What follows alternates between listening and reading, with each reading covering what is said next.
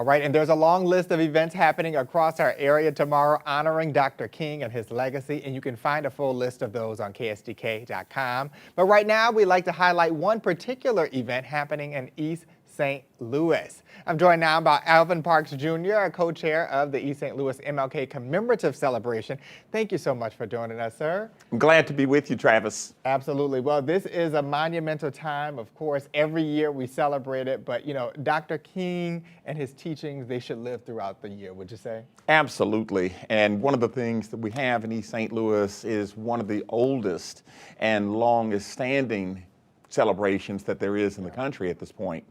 We actually started our celebration back in January of 1968, wow, which was prior to not only the national holiday, but even prior to Dr. King's assassination. Wow. Because we recognized that this man's contributions and his life were so impactful that we needed to celebrate them. We needed to make sure that our young people, our middle-aged and our seasoned citizens understand the impact that Dr. King's life has had, and that we should carry on his teachings. For sure, because I think those can resonate with us now more than ever, right? Absolutely. Yeah. When you think about some of the things that are taking place across the country, whether we're talking about Minneapolis or certain situations that have happened, it makes you understand that we really need to focus on building our communities and building those communities in a non-violent way.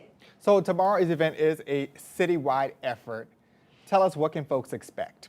What folks can expect is outstanding music, outstanding dramatic renditions, a word that will come from Pastor Reverend Corey Harris of the Mount Sinai Missionary Baptist Church. Our event is at 1200 St. Louis Avenue.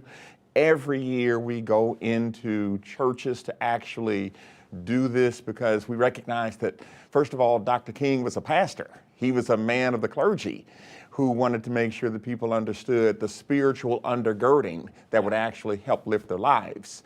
But he was one who was also very courageous and understood the sacrifice that he was making to help people across the world. Absolutely, a theologian indeed. Now, I hear there's a personal connection. There is. I actually was a classmate of Dr. King's second son, Dexter. Wow. We came into Morehouse College together back in 1979, August of 79, going through everything that freshmen have to go through.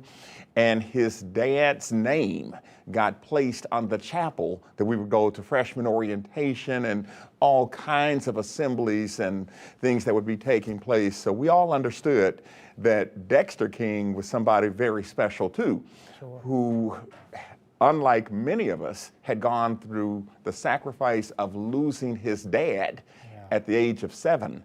So we always knew this young man was special, but he was such a laid back and just a good guy, a guy that you had a lot of fun with as freshmen, romping around the campus of Morehouse and Spelman and Clark and Morris Brown, that whole Atlanta University situation. Right. But this young man had made a major sacrifice watching his dad go into battle all the time.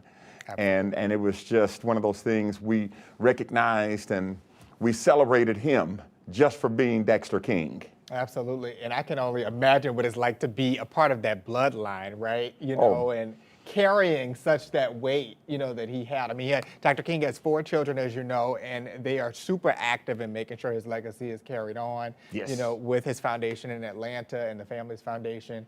And so how does this serve in East St. Louis? Why is it so special to the City of Champions? Well, it's so special because you understand that the teachings of Dr. King just still resonate in East St. Louis. When you think about you've got to stand for something or you fall for anything, and sometimes you have to make sacrifice in order to get the greater good in the community.